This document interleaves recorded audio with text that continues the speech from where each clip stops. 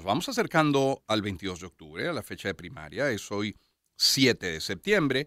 Ese 22 está previsto que se realice la primaria opositora. 13 candidatos que hemos venido viendo y escuchando, sabiendo que están desplegados en diferentes regiones, haciendo su campaña.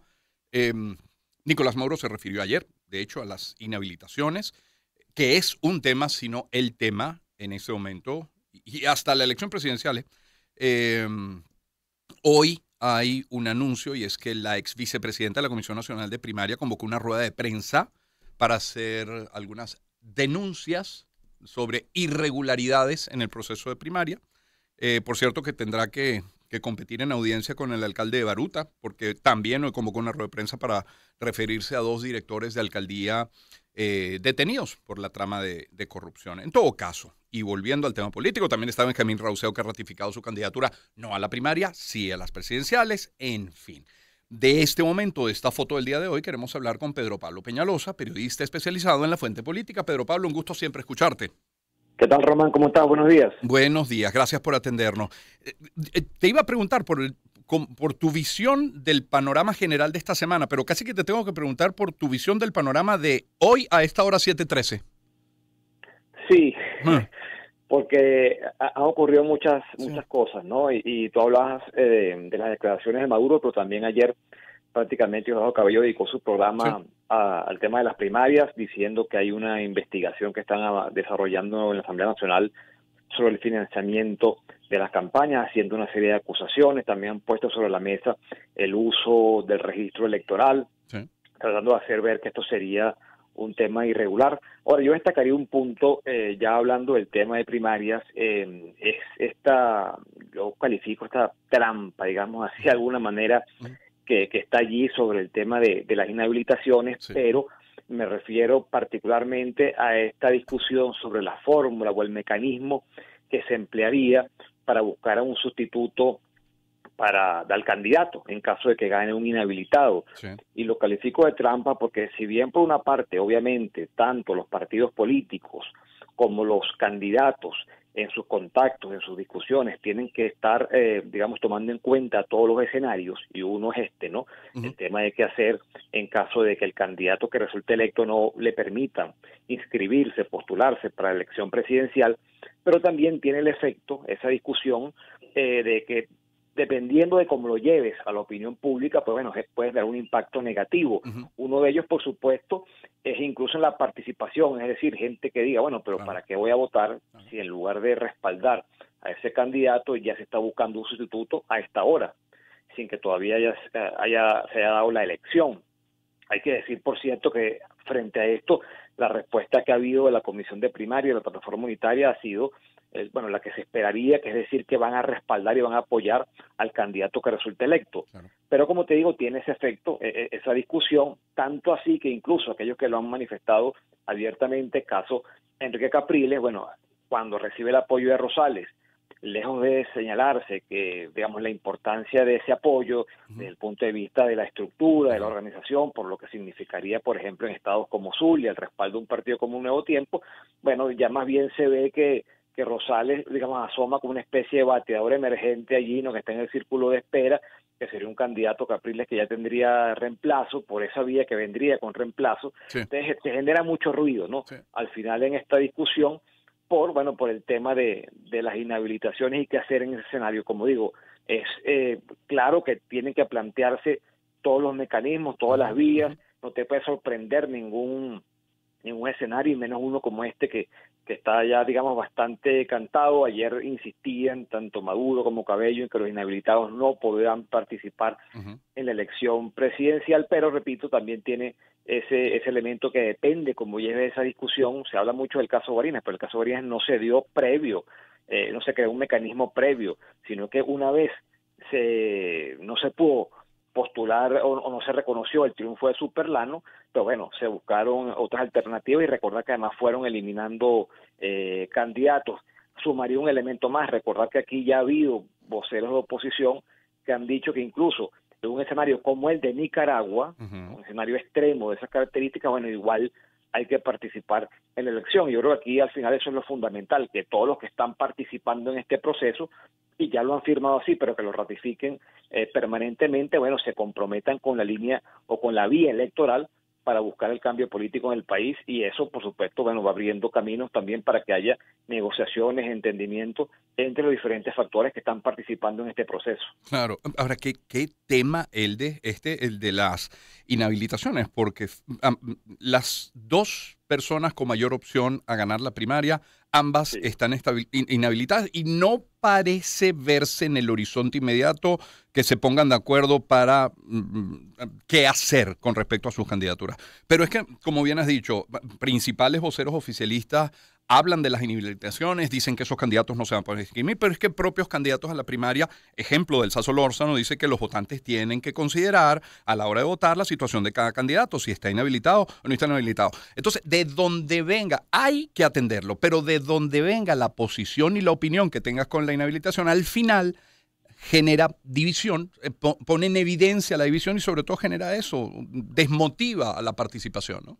Sí, por eso te decía que Sí, sí, se convierte en una trampa, porque sí. digamos, desvirtúa el proceso. Porque por eso cuando dicen también ese otro elemento, que, A ver. no que digamos que el gobierno no ha liquidado las primarias, ¿no? Ciertamente puede apretar el botón en cualquier momento, pero es que acciones como la inhabilitación, en el caso de María Corina Machado, no es que sea menos la de Capriles, pero la de Capriles ya tenía un tiempo, se sabía, pues se conocía.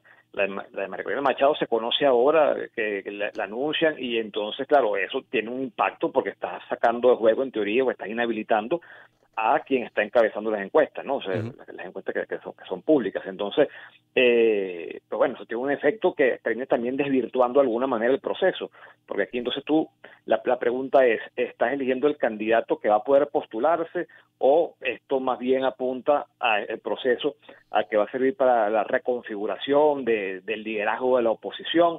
Me explico, al final terminas eso contaminando el proceso, y por eso digo que es una trampa, porque tampoco tú puedes eso dejarlo a un lado, o sea, está allí, Sí, tienes que conversarlo, puedes plantear sí. respuestas frente a eso, y ahí también es donde se hace necesario, bueno, ese encuentro, más allá de que la primaria, por supuesto, lleva la competencia, ¿no? Ahí Ujú, quieren ganar la primaria, ujú. pero bueno, tiene que haber también un espacio de discusión, de encuentro, digamos, de los diferentes candidatos, partidos que están allí, precisamente para enfrentar todos estos escenarios que estamos hablando, porque, bueno, como decía, no solamente esto, ayer se hablaba de una investigación por el Sí. financiamiento de las primarias, señalamientos contra el presidente de la Comisión Nacional de Primarias, ¿Cómo entonces, no? digamos, hay una cantidad de elementos, y bueno, y la posibilidad que no puede descartar hasta último momento, y allí la incertidumbre, que es un factor clave en este momento, Claro, bueno, de que hay un fallo judicial en contra del proceso, que también eso puede ocurrir, claro, obviamente. claro. Entonces, bueno, todos esos elementos están allí, tienen que ser considerados, sobre todo porque tú, repito, has señalado que, bueno, que tienes el compromiso de continuar en la vía electoral, Ujú. que ese es el camino, y bueno, y eso también tiene que transmitirse con claridad de que no va a haber una decisión. Por eso recordaba las declaraciones que señala que incluso en un escenario como el de Nicaragua, Sí, bueno, tú continuarás allí, entonces tiene que quedar claro ese compromiso de que en las peores circunstancias tú vas a continuar, entendiendo que la única manera que tienes para buscar promover o alcanzar un cambio es, bueno, precisamente por esa vía, buscando movilizar el voto para mm, una elección presidencial, ¿no? sí. Espero, Pablo Peñalosa, quien nos acompaña. Varios medios se hacen eco de lo dicho ayer en su programa por Diosdado Cabello. Sí. Dijo que Jesús María Casal, presidente de la Comisión Nacional de Primaria, lo menciona y citan acá en varios medios, está metido en tremendo lío. Y agregan, el embajador gringo Palmieri le dio la orden de entregar la primaria a su mante, pero al final, independientemente de las declaraciones de uno u otro sector, oye, la comisión va sorteando algunos de los obstáculos más importantes. Se habló mucho de los centros de votación y bueno, ahí está la página, que no son los suficientes, que han debido ser más y que, bueno, pero ahí están y hay una página en la que usted se puede meter hoy y puede buscar dónde participar, si está en su deseo participar el 22 de octubre. Uno tiene la sensación de que la comisión poco a poco ha venido avanzando en un muy hostil escenario, ¿no? Eso te iba a decir, o sea, que es que tenemos que recordar el contexto. Por Claro. eso decía antes, cuando se dice, bueno, es que de repente no había una decisión todavía, bueno, pero es que se han ido declaraciones como la que tú acabas de señalar, investigaciones que se hablan aquí, acciones que se intentan ante el TCJ, que en cualquier momento, repito, puede apretar el botón, Mm. si así lo considera. O sea, digamos, tiene un contexto, y ya veremos también ese mismo día. Hemos visto declaraciones como la del comandante de la Guardia Nacional, prácticamente, bueno, y también el ministro de la Defensa y otros jefes militares, bueno, prácticamente censurando, cuestionando la primaria, señalando que, bueno, es un factor de perturbación, o sea, no estamos hablando de cualquier cosa. Cuando esa declaración, por ejemplo, del comandante de la Guardia Nacional, que estaría llamado, en teoría, a prestar algún tipo de apoyo para que este proceso se desarrolle sin mayores inconvenientes, Así ¿no? es. Entonces, bueno, ayer mismo Diosdado Cabello diciendo que son los alcaldes los que tienen que permitir o tienen que dar el permiso para que en zonas, en áreas públicas se instalen los centros de votación, sabiendo que la mayoría de los alcaldes, por supuesto, responden al partido de gobierno. Entonces, digamos, hay una cantidad de factores que buscan torpedear este proceso, claramente, y bueno, como tú señalas, y creo que el trabajo de la Comisión Nacional de Primarias, incluso resistiendo en su momento momentos de bastante, hasta de crisis interna, como fue la renuncia de María Carolina Euskadi a la vicepresidencia de la comisión, pero bueno, han avanzado allí para llevar adelante el proceso, y creo que también se ha convertido al final la primaria, con todos los debates y las discusiones que se ha dado, en el gran tema del año. Si te pones a ver, en su momento que se hablaba primaria o consenso, y se generó toda esa discusión, bueno, lo cierto es que a día de hoy es el gran tema de la política, ¿no? Todos se refieren a ella, incluso aquellos que la adversan, que la cuestionan, que la rechazan, igual hablan de ella. Y bueno, lo que sí es que decíamos, al final, con todo lo que está pasando con ese contexto hostil, también eso afecta el proceso. Decíamos, muy posiblemente ese candidato que resulte electo de la primaria no podrá postularse. Eso te llevará a una discusión interna para ver entonces qué candidato puedes llevar. Y ahí te decía, bueno, los mecanismos que tú puedes aplicar, ese compromiso con la vía electoral, como la vía para buscar el cambio político, y bueno, todos esos factores que van a estar rodeando también del desafío, por supuesto, ese día de logístico, organización, de llevar adelante el proceso. Es un proceso que tiene muchos obstáculos, que tiene muchos retos por el camino, pero bueno, que hasta el momento ha sido el mecanismo que se ha acordado, o que ha acordado las fuerzas de la oposición, para alcanzar la escogencia de ese candidato. Y te diría también, de alguna manera, que claramente va a tener un impacto en la reconfiguración, la recomposición de la oposición, en saber, digamos, quiénes están allí o quiénes deben estar allí, quiénes tienen un liderazgo legitimado, con un respaldo popular, para poder, digamos, también tomar las decisiones de aquí en adelante, ¿no? Que será importante en ese momento no solamente saber quién gana, sino por qué diferencia gana con respecto al resto de los candidatos. Has mencionado a María Carolina Euskadi, y decía yo que ha convocado para una rueda de prensa. No sé si quieres aventurarte a pasearte por cuál será la denuncia sobre supuestas irregularidades de la comisión, y preguntarte si la agenda de María Carolina Euskadi dentro de la comisión es la misma, es coherente con la que ha tenido luego de abandonar la comisión. Bueno, habrá que esperar a ver qué ¿no? dice, ¿no? Ella en su momento, recordemos, en la carta de renuncia planteó algunos puntos, ¿no? Ya veremos, esperar a cuál es su posición. Yo digo, bueno, que ella tiene la posición que ella, antes, digamos, de tomar esa responsabilidad, ya tiene una posición bastante crítica con respecto a la oposición, ¿no? Recordemos que, por ejemplo, en su momento la oposición llamó a no participar en las elecciones parlamentarias. Ella fue candidata a la elección parlamentaria, y yo creo eso, digamos, como un punto, pero además que en buena medida, cuando tú lees la carta de su renuncia, y en su momento lo conversábamos, bueno, claramente también ahí enciende las alarmas, digamos, no solamente un tema logístico, organizativo, sino hay un tema político. O sea, un tema político por quien está encabezando en este momento las encuestas, claramente. O sea, hay simplemente, o sea, basta leer la carta para darse cuenta que no estamos hablando de una simple observación técnica, logística, organizativa, sino que hay un tema político de fondo que seguramente, bueno, va a ir o va guiando las posiciones que ha ido asumiendo. Pero lo que decíamos, bueno, pero pese a ello, la comisión ha ido avanzando, tomando decisiones y adelantando un proceso que, como decíamos, tiene muchos obstáculos y desafíos, pero que de alguna manera también, al, digamos, desarrollarse, también va a poner, digamos, quizá más claridad en el panorama de oposición, y por eso también, de alguna manera, tiene ese efecto la primaria. Lo tiene por lo que decíamos también, de que, bueno, las inhabilitaciones y todas estas acciones van de alguna manera desvirtuando o alterando todo el proceso, pero claramente, bueno, al final allí se toman decisiones y en buena medida esas decisiones van a tener cierta legitimidad Claro. si se van apoyando en la participación ciudadana. Claro. Yo creo que ese es el impacto que tiene, más allá de todas las dificultades. Y yo digo que al final puede ser que la primaria lleve al mecanismo de consenso. Bueno, es posible, pero que eso sea, con un liderazgo que es mucho más, digamos, legitimado, fortalecido, Sí. con un proceso que tenga el acompañamiento de la gente y que no sea visto como una decisión cupular, o sea, que se pusieron de acuerdo 2 o 3 personas y dijeron este es la persona, sino que, hay todo un recorrido, todo un esfuerzo para llevar a esa decisión.